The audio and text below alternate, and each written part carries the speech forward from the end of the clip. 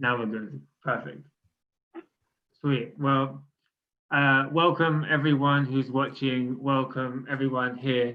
Thank you for joining us for the next iteration of the Otis Mensah Artist in Residency at the University of Sheffield. I'm Alex. I am project manager for Arts and Humanities and co-organizer of the residency.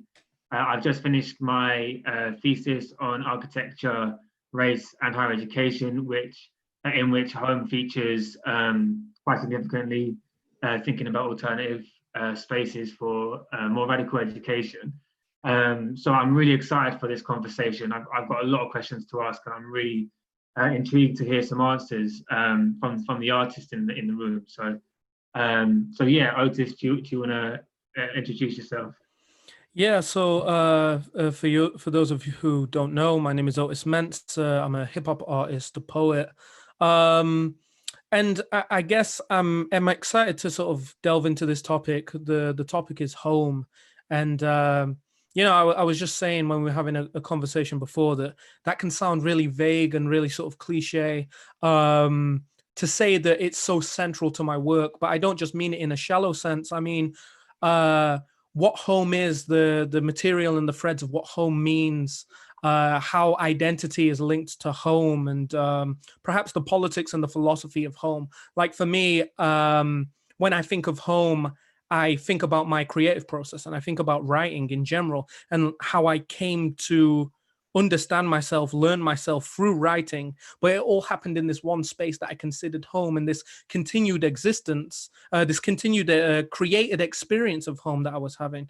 So I'm particularly focused on this idea called, well, what we like to call Mum's House philosophy. And I guess at the core of that concept is thinking about how we can create something that's meaningful and something that's something that can be validated by ourselves and therefore is as higher art as anyone else's qualifiers or validators in our own creative space, in our own home, outside of academia, outside of the institution. So thinking about what does it mean to do that? What does it mean to create from home? What does it mean to develop your own philosophy from home? And I guess how does that differ from the, I guess, the rhetoric that is spewed from the institution or from academic spaces. So yeah, I'm really excited. I've got some incredible poets here with me. Yeah, do you guys want to introduce yourself? I'm super buzzed to be able to talk to you and yeah, and get to know, I guess, your link to home on a deeper level. Okay, so yeah, no, thank you for having us. I'm really excited about this conversation. I feel like as soon as I got like the email about it, I was just like, this sounds like a fantastic conversation. And yeah, so my name is Suhaiymah. I like to describe myself as an educator and a poet, and I think the two are not necessarily distinct. And that's why I'm actually really excited about, you know, the way that you've just framed this as well. I think that poetry very much, particularly amongst, you know, formerly colonized peoples, people of color, whatever you want to call us, which is obviously contested at the moment. I think poetry has always been a form not only of kind of archiving histories and knowledges, but also a form of communication, a form of kind of resisting like colonizing gazes and being intelligible to colonizers. And so I think, you know, I think that's why I kind of like to keep those two things, educator and poet, in equilibrium, because I think that is actually really, if I was a researcher or academic, as valuable as I think those roles are, I don't think I would have the same kind of opportunity to disrupt conversations in the way that I do. So yeah, I think most of my work kind of, I guess, tends to try to interrogate the narratives that we see around race, gender, Islamophobia, and violence in society. And I think that that's kind of where my interest lies. And so I think, just to add kind of a frame from my point of view when it comes to home, I think it's interesting to think about, and I'm quite excited to have this conversation on our own terms, because I think home is also this term that's often weaponized to us. And I'd be interested to hear about you guys, but I think, you know, people always want me to write about home and, like, you know, want to have a conversation about home? And it's like, what is this idea? I think implicit in that idea is like, you do not, home is something that's contested for you. Home is something that you struggle to make sense of, which is very racialized in that way. And so I think it's nice to be able to think about home also on our own terms. So yeah, that's me, and I'm really excited about this. So thanks for having me. No, thank you so much. Awate? Yeah, just following on from everyone else, I guess, due to our circumstances, we end up talking about similar topics. People seem to think we talk about the same thing, right? We're all obsessed with home, we're all obsessed with identity, obsessed with poverty and class and imperialism. But we're here and we've made this our homes due to all of that, right? So yeah, my name is Awate. I'm a refugee from Eritrea, from a family of revolutionaries, and I've grown up in the middle of London, a borough called Camden, which is like the counterculture, bohemian, mental illness and drugs mix of London, like the home of that. But at the same time, I'm from the council estates. I'm not from the British Library, British Museum, London Zoo, all the venues and the aristocrats that live there. Like, I'm from the forgotten part. And on top of that, being Eritrean, I'm from very little known country. So I always felt like subsect of like a subgroup within a subgroup. And I'm double diaspora because I was born in Saudi Arabia. So I've never actually been to the country that I know all of my cultural identity is tied to, is Eritrea. I've never been there. I never will be able to go there until the dictatorship is over. So there's a line on the first song on my debut album, Happiness. The song is Jules, where I say, I'm from a place where I've never been. And it's weird quoting your own lines because it's like, oh yes, this guy said something. But quoting it because when I said that, it tore me apart. Like, it devastated me. Every time I say it on stage, I nearly break into tears. There are so many lines that happens with because everything is so powerful, and if you're not subjectively being affected by those things, you can't be that emotionally affected. And on another note, my estate, Maiden Lane, which is part of the great estates in Camden, under the tutelage of Sidney Cook, the designers, the architects of my estate was Benson and Forsyth. They created this Camden utopic idea of what architecture could be, what social housing could be, especially in the middle of a city. And that's something that, Alex, I really want to search for your work, like find anything you've written on that, because I find it really interesting.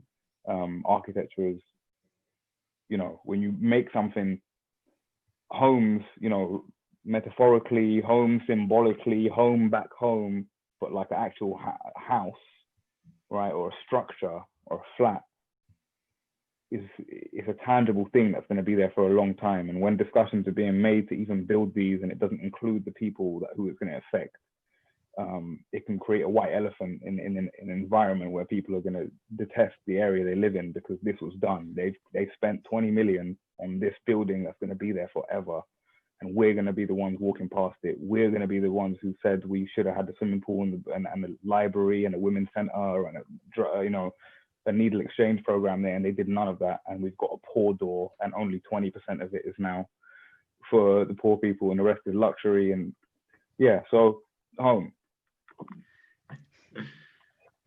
There's just so much to unpack, and I think both of what you've said really resonates with me, and to a very specific level. I think perhaps it's the same for anyone who can sort of, trace their ancestry beyond Britain. Like, I've been thinking a lot about my relationship to Kenya recently. So my mum was born, so my grandparents were born. I think I'm still trying to trace their history, and I find I'm really at the moment almost all the time thinking about the fact I haven't been there. I know nothing about it. How do I formulate a relationship with home if I don't even understand the history? There's so much to unpack there. Before we go there, though, I'm also interested in trying to really determine the concept of home, and trying to really understand the key components that make our notion of home up. Because as I said earlier, we do have a vague sense of what we're talking about when we reference home. And I think for a lot of us, as I say, we talk about maybe the countries that we come from but haven't been to and things like that. But what actually makes up the components of home? And because I think it's really important for those who have been displaced historically and currently to know what those components are, because if we can know what they are, perhaps we can utilize them to form our own sort of home spaces. So I think it's a tricky question to answer. So I'm really curious to hear how you would define home, I suppose, as a concept, and open to everyone for that. Yeah, I think it's really tricky for me, because I think so much of my conditioning immediately makes me want to link home to place, home to like a physical land, and somehow, I have to sort of try and unlearn that in I guess in the process of trying to pick apart what I consider to actually be my home. Because I think, okay, so I was born in Sheffield. I all my experiences happened in this place, though I don't really have a true attachment to the city itself. I mean, don't get me wrong, like I love the city in the sense that I love the people that I've met in the city. I love the events that I can go to in the city. And I think this is something that's come up before. I love my continued experience in the city, and as that sort of curated day by day, though I have no sort of patriotic attachment to the land itself. It's like I can't define that as home, where I guess is so much, like so often people, when you say the term home, that's the thing that they go to most, is like, okay, so where were you born? What road were you born on? So then I think because I've felt this perpetual otherness on a piece of land that's so-called my home, it became about reshaping what home means, and I guess thinking about how my experience of home is made up by my mother living here, by my father living here, by my grandparents living here, how it's made up by the fact that perhaps I experienced something that was uncomfortable in the city. Perhaps the fact that I had to go through a sort of unease, a sort of identity crisis of sorts in this city, led me to attaching myself to an ever-growing feeling of home, because I found home in writing. I found home in the therapy of sharing and sort of hip hop. So for me, when I think of home, I sort of immediately attach myself to sort of uncomfortability, feeling of being lost. But then in that process, I'm eased into some sort of catharsis and some sort of therapy, because I'm reminded that through that pain, I was sort of able to discover, independent of, what the land means and what the people in this land, sort of how they perceive me. I was able to discover what I consider, something to be, true, what I consider truth to be, what I consider, the things that I love, etc., etc. So it's interesting that I'm unable to give a straightforward answer when I think so many people are able to just say, they simplify that there's no politics in that, and I guess that's the lack of privilege there. They can easily just say, this is my home. That's it. Bottom line. So yeah, I find that really really interesting, but also hard to approach. Like there's pain there. Yeah, absolutely. Suhaiymah, do you want to go next? Yeah, I think you've opened a lot of like lines of thinking there.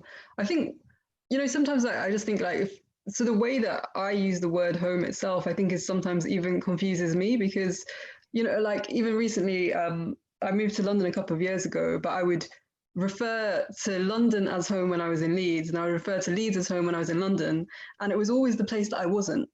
And I think there's something about that was quite interesting. It was like, oh, the home is always the place that I never quite arrive at. It's always the place that's just out of reach, or just that, I don't know, there's something about home therefore became this thing that, yeah, it's changing is one aspect, but is also, the one never where I am. And I don't know what that means, or if I'm sort of over egging that, but I thought that was really just interesting to think about from an emotional level. And then I guess there's also the thing of like, does that just mean that home is where my stuff is? Home is like where my bed is. And I don't think it is, but I think, it's like we use it on these multiple, there's like a superficial level, like I need to get an Uber home. And that's just like the building that you're residing in. But then there's like this, as you said, I think there is a lot of grief bound up with home as well. And home often, and if you think about it, like if you ask people to think about places where they really belong, people will think of places that feel very safe, usually because of the people that are there, I would argue, rather than the like physicality of the space itself. And I think that then speaks to this idea that home means feeling safe. But at the same time, home for so many people has never meant feeling safe. And home for so many people is bound up with trauma and detachment and loss and all of those things. So I almost feel like home is this like thing that just remains kind of nebulous and we can't really get our heads around it. But at the same time, we all want it. And there's like this longing for it. It's this thing that will make us feel in some way whole or in some way seen and affirmed. And so I definitely don't have an answer myself, but I think that there's definitely something in that the fact that it is so complex. I think that's, maybe that's the point of it as well, because maybe then there's an additional question there, which is, why do we want to define home, and why is there's a desire for home in the first place? And is home just a kind of concept that's masquerading for something else that we're searching for? And I don't know, I even think about the fact that, like this language of parallel communities that kind of exists in the UK and particularly in the north, I feel, and regarding sort of like Muslims, Pakistanis, conflation of the two. I think that's also interesting because it's like this idea of like existing just outside of the nation's home. But your homes are kind of therefore as a community of homes are outside of the nation, as like spatially and outside of the nation temporally. They're kind of in spaces of backwardsness and uncivilizedness. And I don't know, these are just sort of throwing different reflections out there, but I think, does that also kind of make you want to have a home that you can justify? Does it give you this sense of wanting to justify what your home is, where your home is, that your home is the right type of home? And I don't know, I don't have an answer, but there's so much to think about with that. Yeah, there's a lot I want to respond to with that, but Awate, do you want to give us your sense of home, and then maybe we can respond? Yeah, not even necessarily my sense of home, but just again echoing what's been said in terms of it being able to exist outside of a tangible temporal space, right? Or like a physical location, but home, we find homes in, and the safety that we associate with homes in the presence of other people. Otis said hip hop, right? And that reminded me of the different communities that I was embraced by, or that I wanted to join, and I was, going to as a kid. And even today, like touring, if I go somewhere, when I was in Brazil, someone told me about their friend who we had there's like certain like networks of artists that like, oh, you know them, but they live in Canada. Yeah, but they used to live in Haiti, and then they were in Cuba doing an album for a while. So then we met, and then we met on tour in Australia with the comedians like Amr Rahman, and then Amr came over and met like this philosopher who knows all the musicians and actors and comedians who are on Netflix. And it's just weird things that happen like that. So I just met up with this guy in Brazil, and it was like, cool. We sat down, we spoke for like 4 hours. And the next day, immediately like, dude, you're my best friend. You know what I mean? Like everything, like all of your references from movies to comedy to music to politics to, you know what I mean? Like our experiences are so different. It's not like we're saying the same stuff. Like, oh, that was my favorite character in that movie. Oh yeah, same. No, it's just like we've seen the same stuff. We've got the same shorthand. For some people, it's like Freemasonic lodges or like yacht clubs. Wherever they go, you know what I mean? You're part of the same thing. Yeah, what's going on? And there's that welcoming thing. Yeah.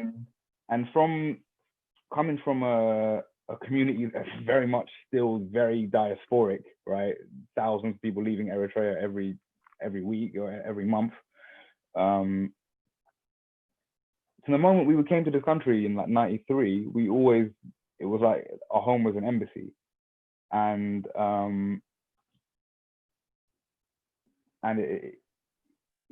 the point about the different communities seeming like a living parallel.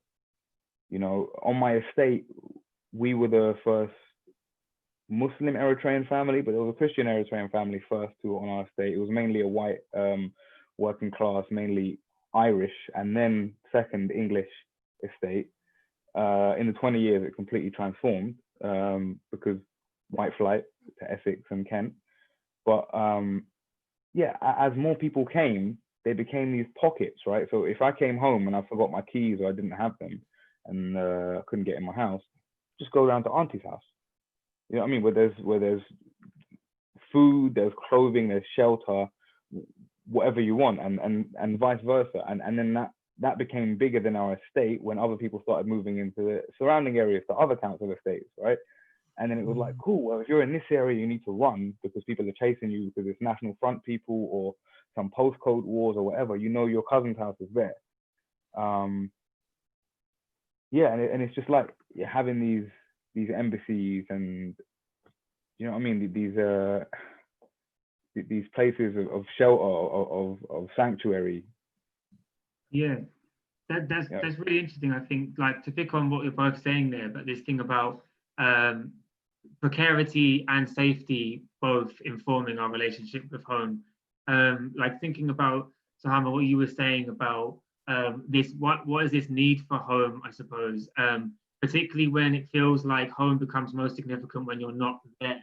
I definitely completely connect with that idea. And in fact, we just did a workshop with Yvonne Battle-Felton on this very thing, trying to work out what is our relationship with home. And I realized that my strongest senses of home was when I was running to it. So when I'd been away for a long time and I was coming from the States, it was in the running to home or the entering of home after being gone for a long time, where the significance of home and maybe the shape of home started to stand clearer for me, whereas typically I would never think about it. So there's something about the distance from it. And perhaps it is to do with that sense of familiarity and safety that you both described. I often think of it on a more, like, I suppose, with my work, maybe the more macro level as well, about, I always go back to the Cheryl Harris thing of whiteness and property and stuff, and this thing of having a house is a marker of status that allows you to access certain privileges and certain systems of power. Being able to cross that threshold and own that domain and to govern who's allowed in and out. The house is such a useful and interesting metaphor for that. And Toni Morrison has talked about it a lot as well. How do you retain a concept of home? And in terms of race, how do you maintain your relationship with race, which and your racial heritage, even though we can know it's a social construct, we still have built up an identity around it. How do you maintain all that? Maintain your house that you've built around you, and yet empty it of all the issues and all the systems of power that have also fundamentally, I suppose, been why it was there in the first place. And I think it goes back to this thing of security and precarity. I don't know if anyone wants to come in on that and develop that idea further. If not, I also want to talk about home as metaphor and the uses in which that can be deployed in the sense of imagination and in the sense of your own artistry, how home might work there. So there's a few things, if anyone wants to pick them up, please feel free. Yeah, I jump. Oh. No, go. No, I didn't know it was three of us trying at the same time. You can't. Yeah. I was just gonna, when you were just talking about the thing about kind of home ownership as well, and the kind of what that signifies to different people, it just making me think. We've got this really weird predicament in my family at the moment where my grandparents are, they're not very, very well anymore. They're quite elderly, and ideally they would move to be nearer to my mom and kind of, just physically be somewhere where they could be cared for. But the only really big barrier is that my granddad is sort of I think, very emotionally attached to the physical house in which he is in. And I think, we were trying to explore why that is. And I think it is so much rooted in, we were immigrants who came to this country and now I have a house and I can't just give this up. Like, it's not just something I can so easily say, oh, but now I need to be cared for, I'm going to leave, and I think there's some miscommunication where we can't understand the significance of the actual building itself and the actual owning of that home.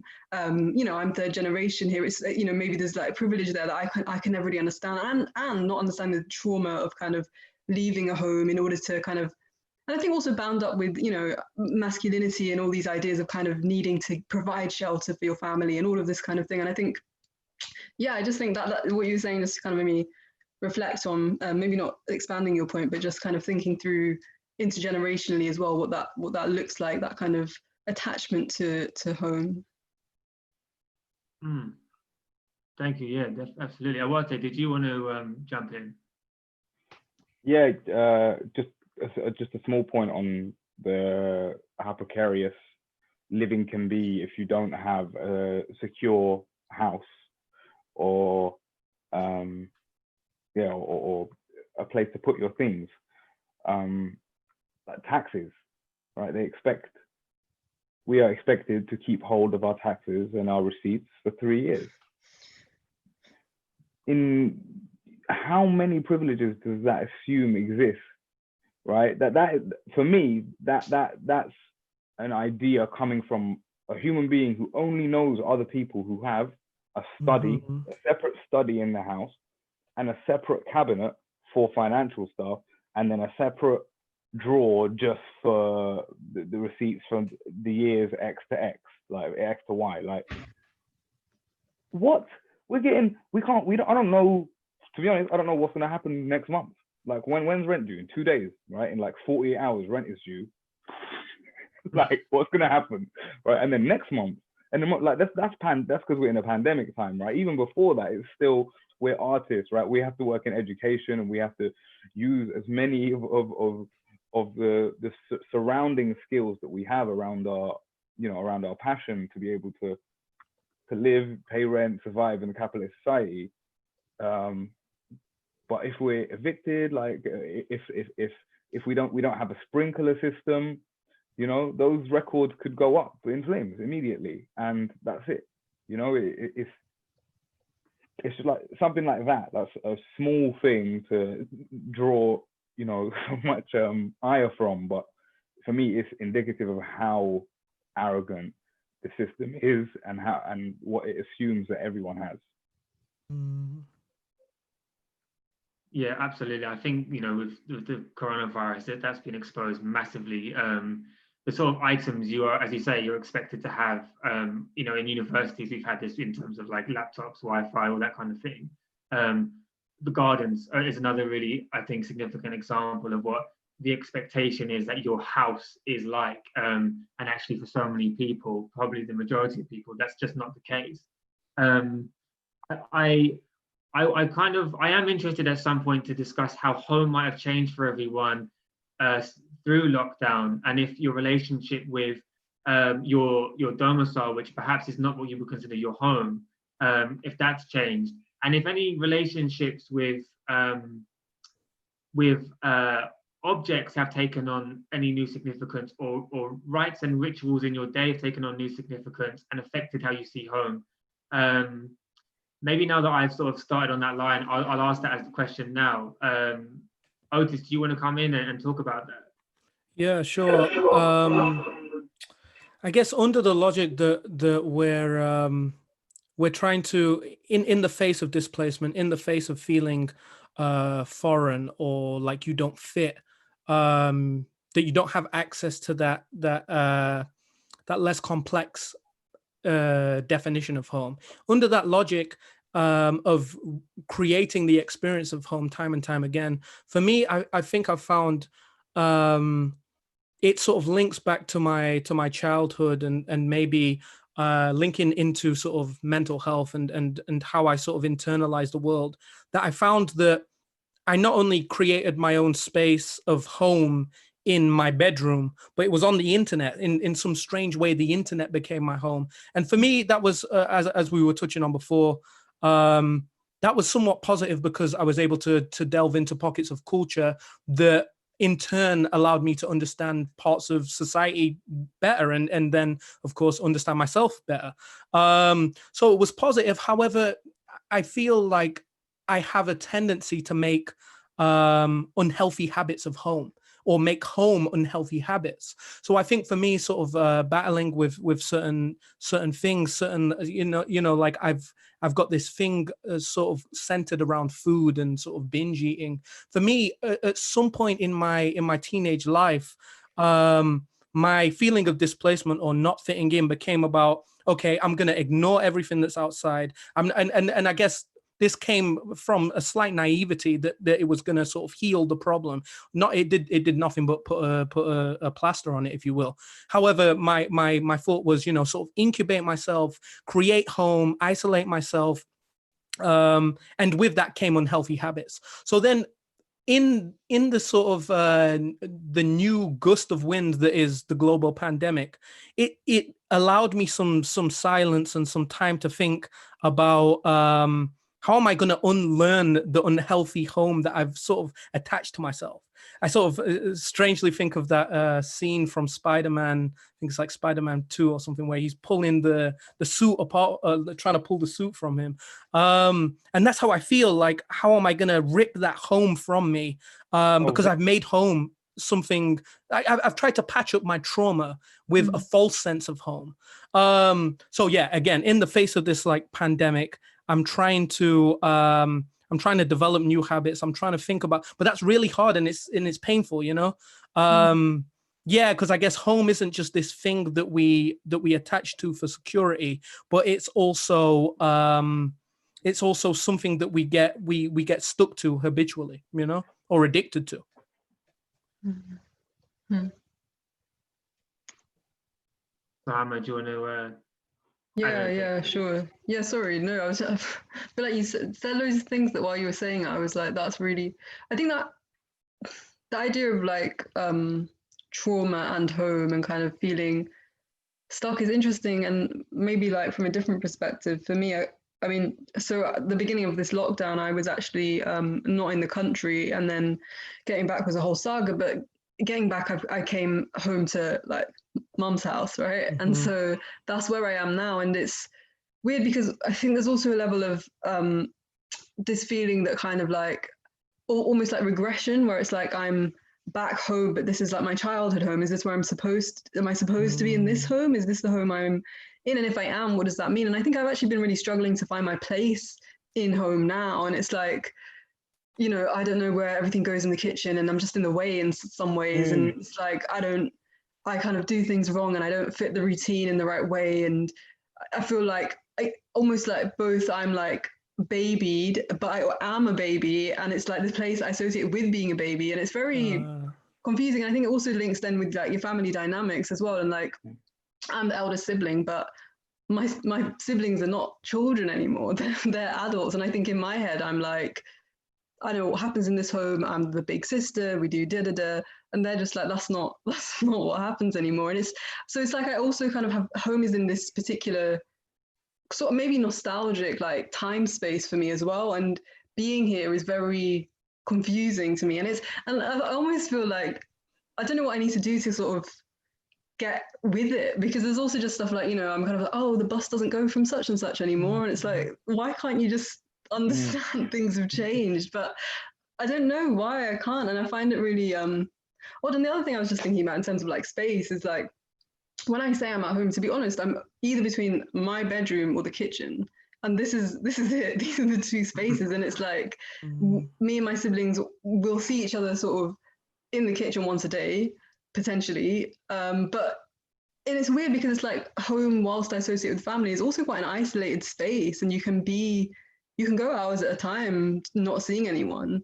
And I think that thing you said about the internet being home also really resonated, where it's like, in some ways, the way that I kind of deal with isolation is through these online, networks and things that exist. But at the same time, you're still longing for that, maybe that feeling of being really seen, which maybe is something that we think home will provide. But maybe if everybody in the home is wanting that, it's also difficult. I don't know. I think it is, there's difficulties layered within that are painful sometimes, and maybe we don't want to address them. And as you say, it's too complicated because you have to go back in time while you're still forward in time, and we're not time travelers, I guess. Yeah. That really resonates, because where before I was saying when home became most significant when I remembered running to home after a long time being away.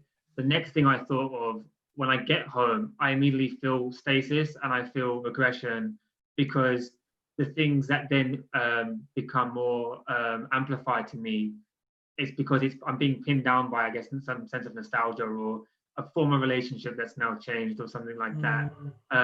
So there's something between that movement of the running where home becomes this really looming thing, to then immediate sense of stasis. So I find that to be a really interesting paradox, which I'm nowhere near to figuring out. But yeah, I definitely agree with that. Awate, how about you? What's your relationship with home been like since lockdown? Has it changed at all in, like, I don't know, the 5 or 6 months that we've been here? Oh man, I'm doing math now. I don't know, to be honest. I'm not really a fan of patterns unless they're self-destructive. I can't make them emerge, like good ones emerge for more than like 2 weeks straight, right? Can relate to that. so yeah, but I've just been listening to this, and it's like therapy. Seriously, I'm sitting here just like, oh yeah, that thing.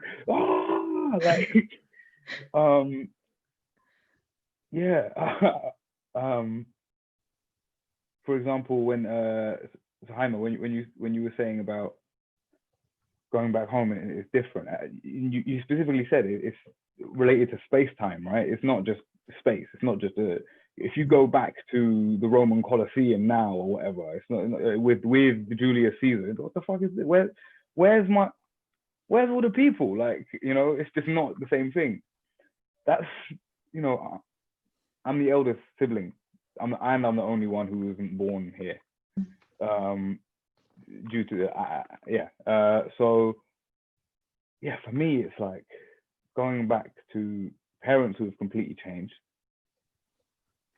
younger siblings, if my sister's at home uni and going in and out, and just seeing the different dynamics, right, and how they've changed really has an effect. Not knowing where things are, as you said, like I'm the person who was set with teaching you where to put everything. How dare you tell me? Like, so many of these things. And I was speaking to my mum yesterday, and our conversations often get super deep, generally because I'm always trying to find answers. Like, when I was 4 and this man on the street said something to me, do you remember what happened? Like so much of that happens. But she was talking about her experiences coming here. I talk about mine a lot to her, like it was terrible, the school, this and whatever. But then she was like, Awate, we never thought that we were going to stay here, right? We never thought that we were going to, even in Saudi Arabia, we thought we were going to go back to Eritrea immediately and we lived there. That's why we gave you an Eritrean name rather than the Arabic Mansoor, which means victory. We decided to give you the Eritrean name because we thought that we would be in our home. And it would be easier for you in our home to have a name in one of our native languages rather to have a name in Arabic where you would be universally accepted in so many different places. So that's one aspect. But when she was talking about being here, she talks in metaphors, because when you don't talk English in your first language, language is beautiful, right? And she was saying that we never wanted to stay here. We never thought we were here, and there was like a gap. We never put our foot down on the ground ever. We were always just walking on the air in between. And it was only 2, 3, 4, 5 years ago that we realized, no, we've been here for 25 years. We're not going anywhere. We might as well just accept it. So, and it's not as if my parents and my uncles and aunts and the rest of their peers weren't involved in community, the community estate management board or the school parents association. It's not like they weren't doing that kind of thing, but there's still an anchor going, like pulling you back. As soon as you try to go too far, it's like, no, I don't go to the pub. Like you know what I mean? Like I'm a 50-something-year-old person from a Muslim country who believes these things. But then when your Christian friends who are like, do you want to come meet for a birthday party? Do you know what I mean? Like at some point you may try to, not even Christian friends, but people who are not, people who are more, people who go pub. Right? Do you know what I mean? Like there are these things that are making us hold on to a constructed idea of what, you know what I mean, of that home is as well. And it may be, it definitely lends itself to the conservative and the neoliberal and just buying into the crap that everyone else is, that a lot of immigrant communities have, right? Because it's like, back home, we only did things this way. You're going to only do things this way. Like we don't wear red shoes with like blue trousers. That's never been done. Just making up rules ad hoc, you know what I mean? Just to create some sort of, just to form that home, you know what I mean? And tell your kids that this existed, like. Yeah, I think that what you're saying there is like, I think that is like the diasporic experience, isn't it? Like we all have this notion of what home is supposed to be like back in the ancestral homeland. I had that when I went to India. I think everyone has a story if they've been back to that homeland and realized it's nothing like they envisaged and nothing like their grandparents or their parents think about it in Britain at all. It's a really funny phenomenon. What I really want to pick up on though is your talk of language and metaphor, because whenever I try and explain how my nan, who is Indian, talks, I always say she talks in metaphors. I've never heard anybody else explain it in that way. So it's becoming a therapy session for me too, because it's nice to know that resonates, that idea that, because she's a very difficult person to understand unless you can somehow access that metaphoric language, which I think I am one of two who can. And I think it's a very special thing, but it does speak to this relationship of displacement and of home. I guess home is encapsulated in language as well. Language becomes, as you say, your first name can become something of a home, depending where you are physically situated. There's a lot going on there. But I suppose I want to move and talk about metaphor and I suppose in relation to your artistry and things like that, and how home comes into that. I find home easiest to think about when I think about it in terms of metaphor. It's a really powerful and evocative one. It's been used a lot when people try and talk about dismantling systems of oppression. Some of the most famous writers have used it. Audre Lorde, and to say Toni Morrison. She talked about how thinking of race as in the terms of a house allows you to domesticate race, and therefore makes it something much more manageable and less imposing than its abstract idea. And so she talked about the functionality of metaphor in regard to home. But I suppose, I mean, welcome to respond to that, but I'm wondering how home may have, how it maybe operates within your own art, either as metaphor or as literal space, or perhaps just in terms of inspiration. So Otis, do you want to come in on that?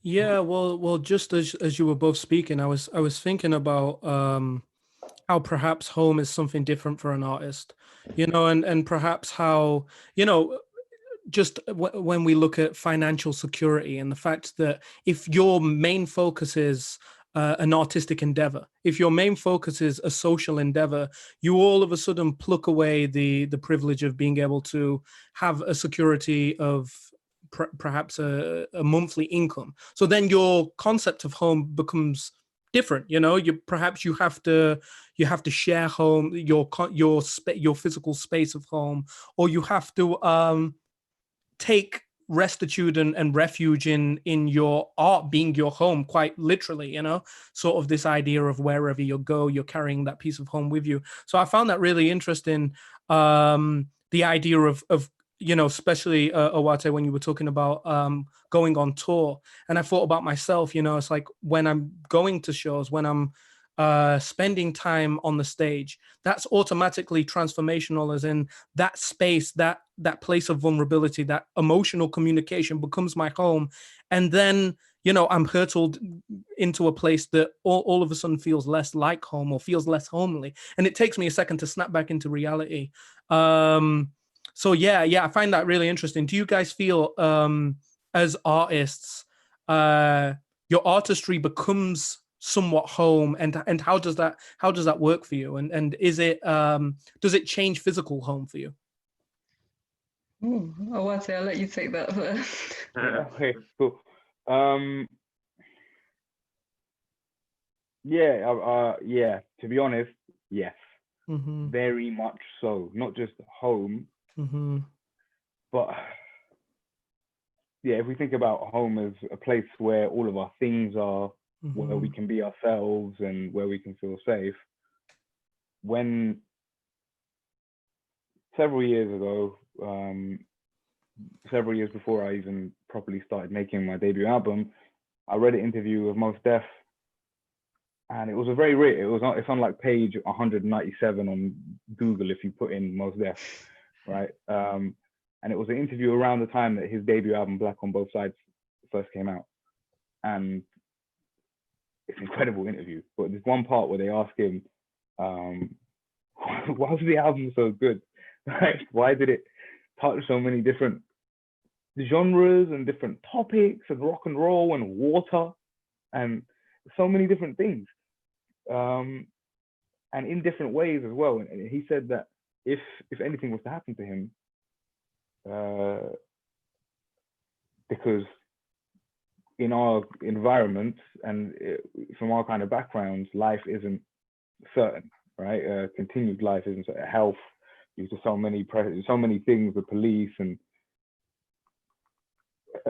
you've seen the way that COVID has affected Black communities and BMA communities so much worse. He said, yeah, if anything was to happen to me, I want this to be like the record of who I am, right? This to be that album to be. Don't take any other words, any other performance, even the music videos. Like that would be it. That's me on a record. That's all of my ideas, thoughts. Not necessarily all of them, but like the gamut, right? The range, the most important ones. And that's what I wanted to do.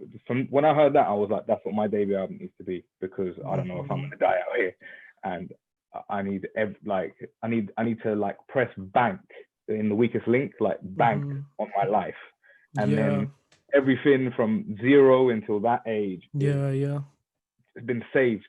And that's it. If anyone wants to know who I was ever, with this narcissistic, egoistic artist brain, is like, if anyone wants to know ever who I am, if there's a time machine where they put it in the thing with like a kid's painting and like some tin food in the school playground, do you know what I mean? Like, that's who I was. I relate to that a lot.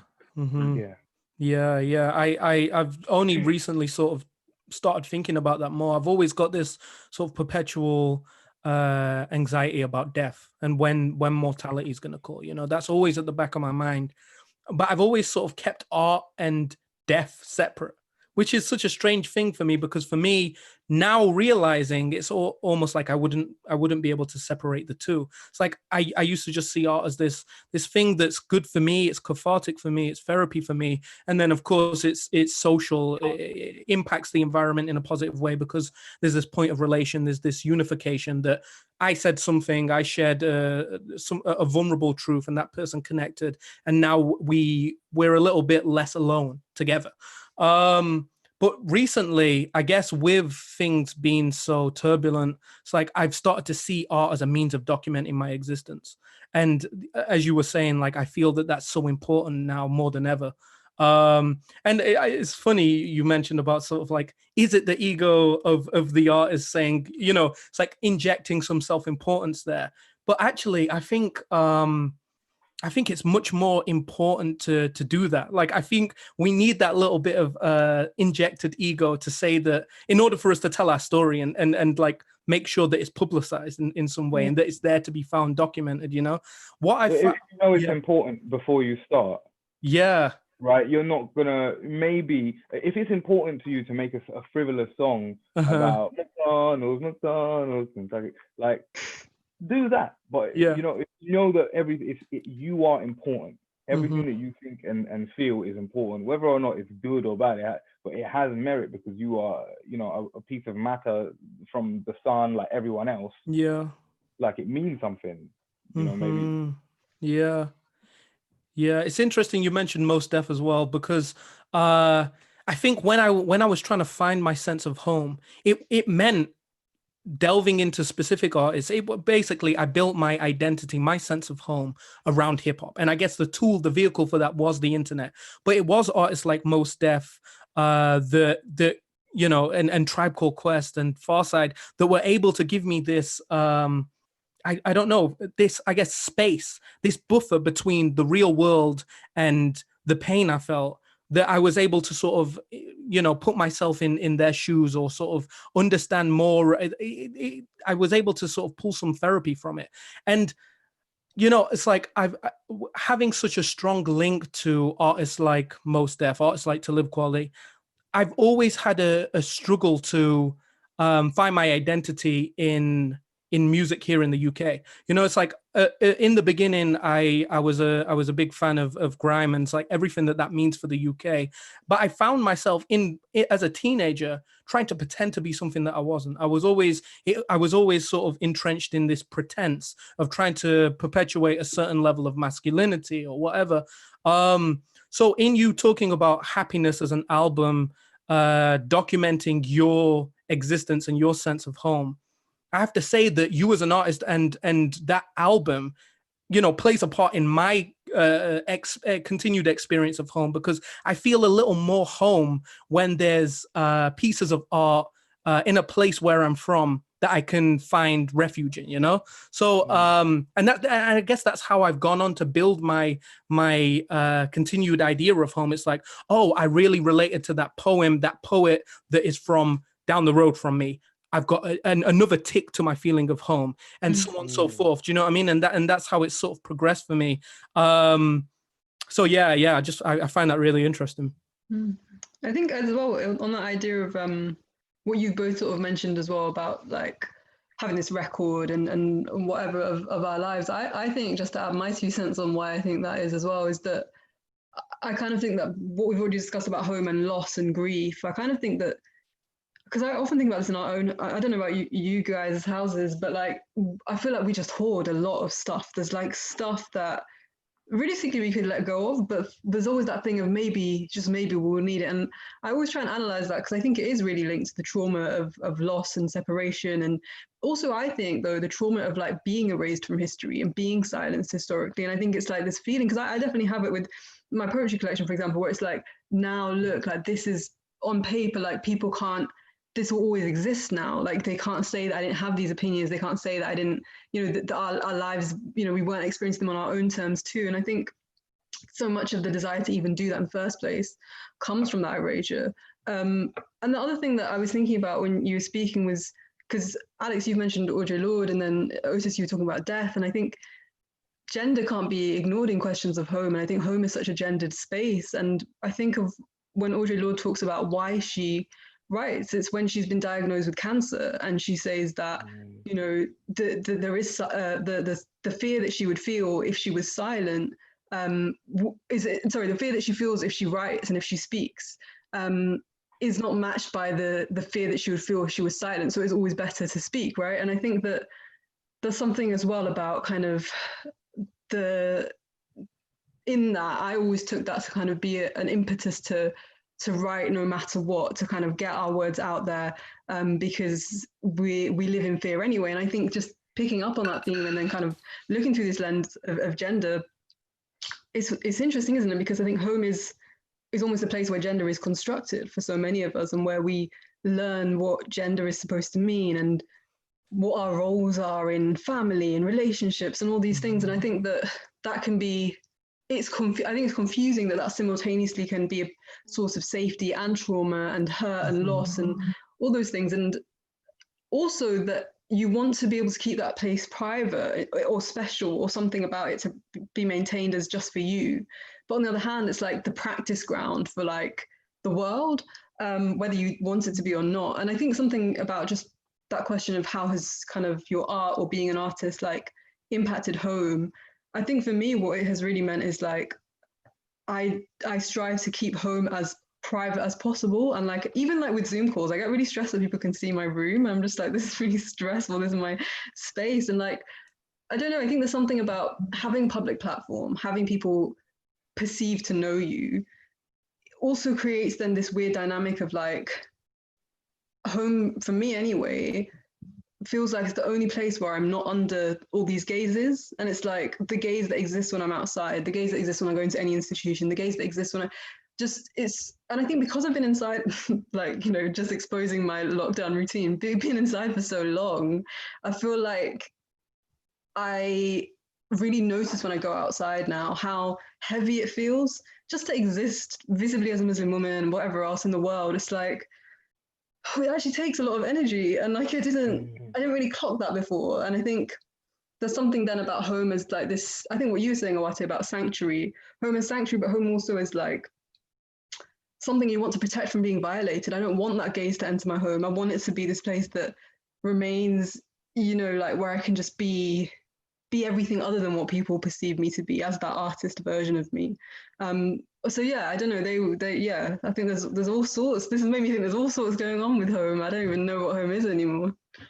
I really I think that comment about gender is really interesting, and it connects I think well to what I guess we have to be the final sort of discussion point. And that time has flown, but I suppose I've been thinking about the relationship between home and transformation, which again strikes me initially as a bit of a paradox, because I think maybe when I first think of home, I think of something stationary still. I've mentioned stasis before, but even when we just talk about a house as a still space, and transformation feels like something that's much more about movement and progress.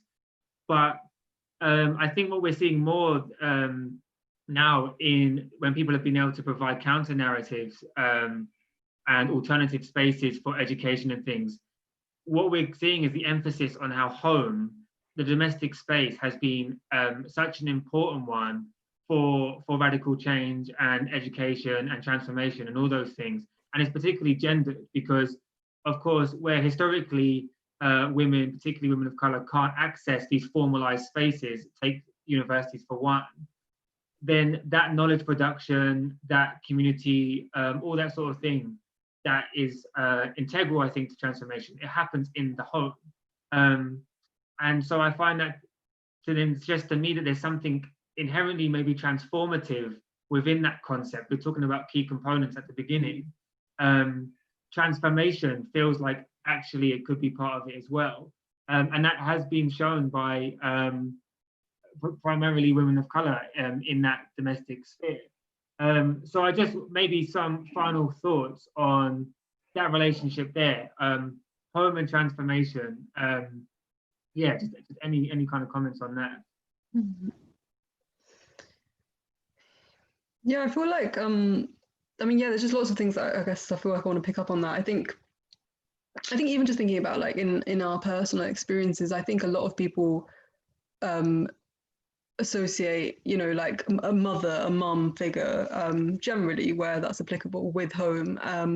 And I think when I just think about my own kind of home and home life as well, I think what you were saying about kind of knowledge that's produced in the home and that kind of thing, I think home has always provided this, I would say, like very political, and I wouldn't have recognized it to be political for a lot of my life, but very political kind of bedrock of like a counter current to what I would learn in the world and what I would be told in the world. And I think actually it is quite a revolutionary site in that sense of, you know, potentially radicalizing me to recognize things. And by that, I mean that, you know, recognizing that my grandmother and my mother had these embodied knowledges, had these truths that they just knew to be true because they'd lived them, and going to school and trying to share those truths as truths and being told that's not really relevant to the class right now, that's not relevant to discussion.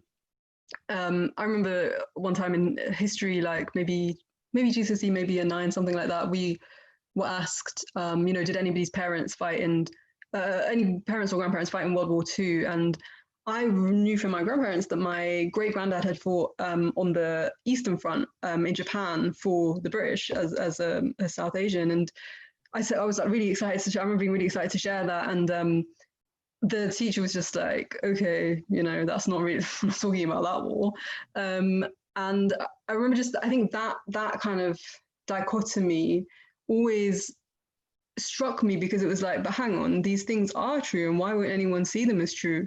And I think, I guess just how that contributes to my own transformation, I like to think that is kind of where a lot of my political awakening happened, in that juncture and that kind of disconnect between home and the world, I guess. But also I think like it's where all of us learn care, right? It's like how we learn to care, or what care is. And I think for just thinking about the ways that that's gendered, I think for so many men, and obviously you guys can correct me, but I think that a lot of men are encouraged to leave that at home, right? Leave the caring, leave the loving, leave that in the house. And when you leave the house, be somebody else. And I think, that there's so many ways in which that mutilates men's capacities, but also then how that it's like this very strange thing where in the home, the relationships that men and women are supposed to have, and outside the home, I think it's just so confusing to everybody. And I think the capacity that we have to transform, our connections to care and love and just, I guess, having that true sense of like what it means to want to sustain each other, to be invested in one another's sustainability, almost seems like it's threatened by the separation between home and the outside world, because it's that separation which is how we maintain this idea that care is something that we don't do everywhere, we don't do all the time. And equally then, but the kind of the opposite for women, where it's like the home can often become a site of domestic violence, a site of kind of where the least care is shown. And then when you leave the house, you have to pretend that care exists in the home. And I don't know, sorry, I probably left the thing of transformation, but I guess it's transformative. I don't know, for me, like my thoughts recently anyway, have been very much as well around just like how do we link external justice in the world, like structural justice, to intimate justice, like very much, justice to ourselves and interpersonal relationships. And I think that then does make the home a very important site for transforming things, because if we don't have justice within the home, how can we talk about justice outside? And I think so many revolutions have failed because of those home relationships haven't changed. And you may have kicked the colonizers out of your country, but the people in your home are still not happy. And if we can't address that, and if we can't talk about that, something's going to stay very wrong. And so I guess maybe my answer to the question is that home should be a site of transformation, maybe more than it currently feels like it is. Yeah, thank you so much. That's such an interesting answer. Does Awate or Otis, do either one of you want to come in on that? I just want to say how important I feel that is. And it's also not something that I've maybe verbalized in my head before. It's like how in order for true change to take place in the world, there has to be the same care carried from the home into the outer world, and I guess I mean sort of political care. I find that really really meaningful. I've never really thought about that. But then when you sort of start to think about how you leave home and it's this you leave home with this built up sense of masculinity as a man, and all these ideas of what you're supposed to be. I guess it inhibits that transformation that you might have otherwise been able to flourish in, and I guess that's right. Like so many radical things can happen within yourself, but if like going back to the basics, if you're not able to have those conversations at home, those very political conversations at home, and I guess speaking to what you said, that is like conversations of care and mutual understanding, and being able to, I guess in some ways, not being scared of division within your home, like not being scared that perhaps your parents are going to disagree with you, so you just hide your own feelings. Like I guess when you've got that that freedom to speak in the home, then you can carry it on in the real world. Because I guess from a psychological perspective, I guess we don't want to see, many times we don't want to see ourselves manifest things in the outer world that we wouldn't want our parents or our home identity to condone, so if we're unable to have those conversations with people who are linked to our home and I guess our upbringing, then it's going to be so much harder to create that change for yourself in the outer world and in society, so yeah, thank you. I find that really insightful. How about you, Awate? Any comment on home and transformation, and perhaps how the two can be interlinked or need to be interlinked? Yeah, one thing I remembered was that during the lockdown, I have, just going back to one of your previous questions, it relates to transformation, because I remember that I watched Rami season 2, right, which is about it's by an Egyptian American comedian who's in New Jersey. He's not a comedian in the show, but it's just like a normal sitcom. And the dynamics in his house, with him being, I think he's the oldest and he has a younger sister, and he's an adult, mid to late 20s, and his sister's, I think uni age. And yeah, it's just watching that, I was like, wow, because his mum in the show would always ask his sister to, Danya, clean the plates, come on, like, do that. There's one part in the second season where I called up my sister and was like, yo, if you haven't watched Rami yet, I told you to watch season 2, you're gonna have to watch this show. And I sent her this clip of, I won't spoil what happened in it, but basically at the end of it, her mum says, Dania, go and clean his room. And she was like, why do I have to clean Rami's room? What the hell? He's a grown-ass man. He's coming back to he doesn't even live here. What the hell? Like, just tell him to clean his own room. And she was like, you know how upset he is and how he cannot clean up anything when he's upset. Like, this, the rationale of it, right? And like, for me, my mom is a super inspirational feminist, socialist, and organizer and carer, and when she came here has been a nurse, a health visitor in the UK. But even though that happens, she did treat my sister in those same ways, right? Of the social reproduction needs to be is your responsibility. Even though my mum is the person who leaves and goes to work every day, my dad does work at home, and my dad's the person who cleans the house 2, 3 times a day, the same way my grandmother would, right? And then my grandmother has this anti-blackness, even though we're African, and we've been in Africa longer than everyone else in Africa. Do you know what I mean? Like in East Africa, like so there are these things that we need to confront, and I think having everyone stuck in one place during the pandemic has facilitated these conversations, because you might as well, like, okay, you know what, I've been thinking about this for the last 3 months, I'm going to bring it up. Yeah, and I think that's sort of something that art can do. That was all spurred on by a TV show. So how transformation can work and have discussions about home within art, and how it can actually make real change happen, or not make it, but inspire real change within you to do something. Yeah. I think think that was a show that makes me think about myself and my morality a lot.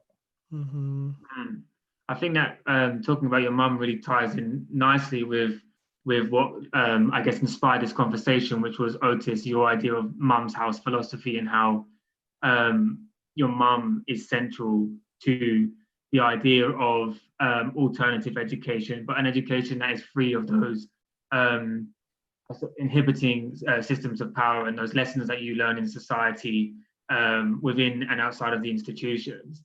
So I think that's a really good note to end the discussion on, because I think we do have to wrap up now. I've got so many other talking points, I think. But it might be nice to end the conversation with three artists here, if people are willing to perform some of their work. If you have any available, if you don't, there's no pressure. Maybe Otis, you could do something from your new poetry collection.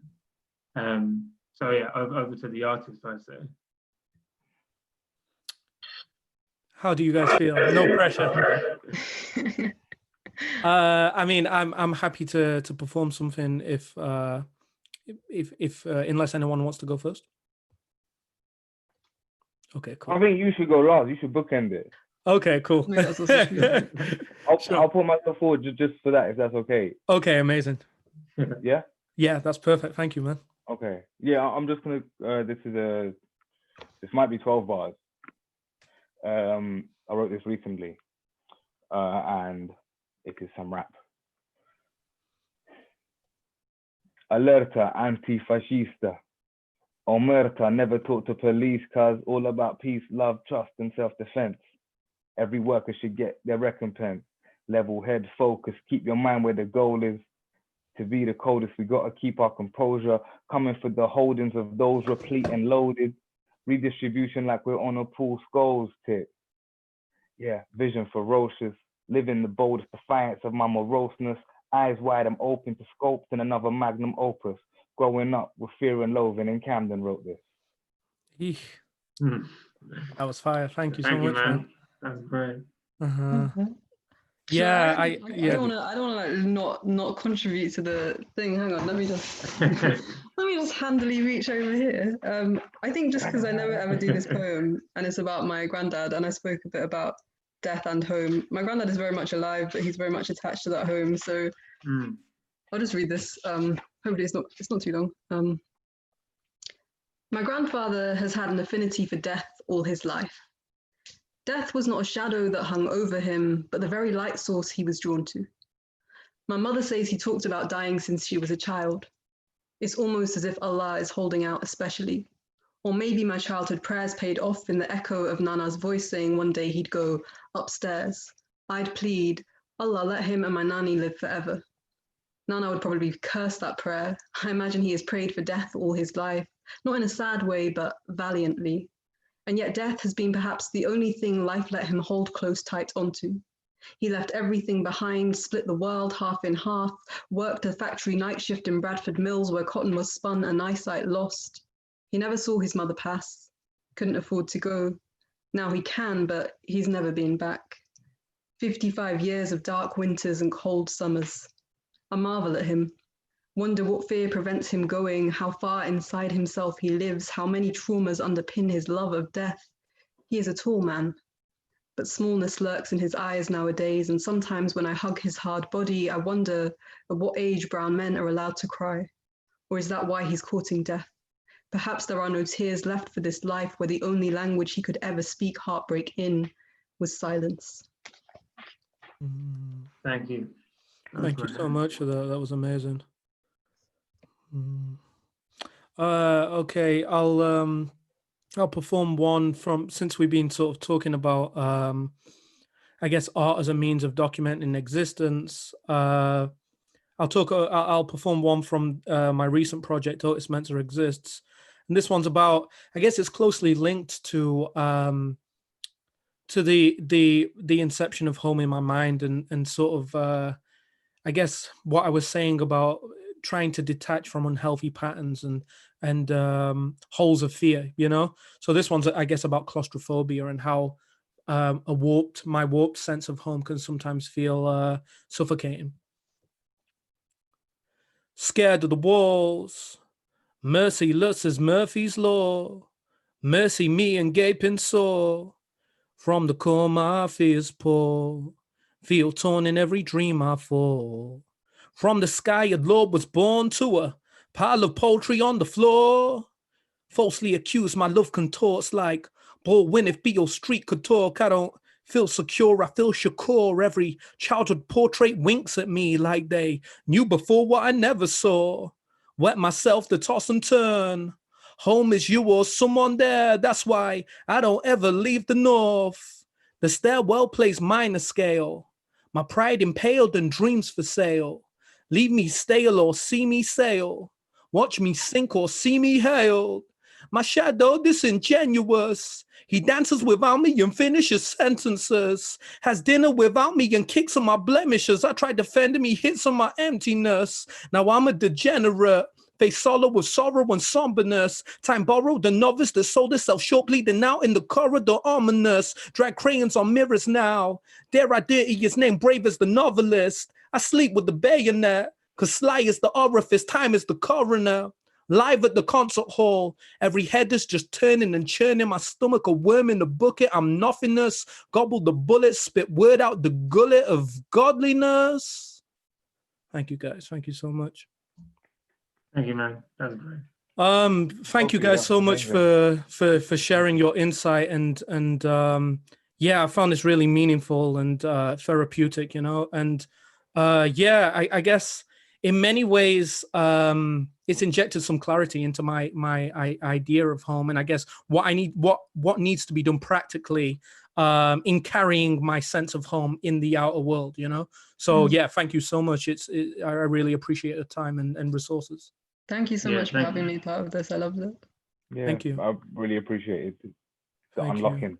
Do you guys, I know Awate, I need to tell everyone to bump Happiness. For me, that album's incredible. Do you have a piece of work that's out that you want to talk about right now that people can go out and get? Oh, me? Oh, sorry. Oh, yeah, sorry. You know what? I forget. Like, really a specific breakdown of the. Yeah, no, I have a poetry collection which I was just reading from. Amazing. Post-colonial banter. It's not a lot of banter in it, to be honest, but yeah. Please, yeah, have a look. Incredible. Thank you so much. Thank you, Alex, for facilitating, and thank you for having me. Yeah, thank you to everyone tuning in. Through some of your stuff as well, Alex. As I said. Absolutely. I mean, I would love to continue this conversation with everyone here because I think for me, maybe it's complicated my ideas of home more than it has clarified, but I think that's really great. I'm going to go away now and think about this a lot more. So thank you for that.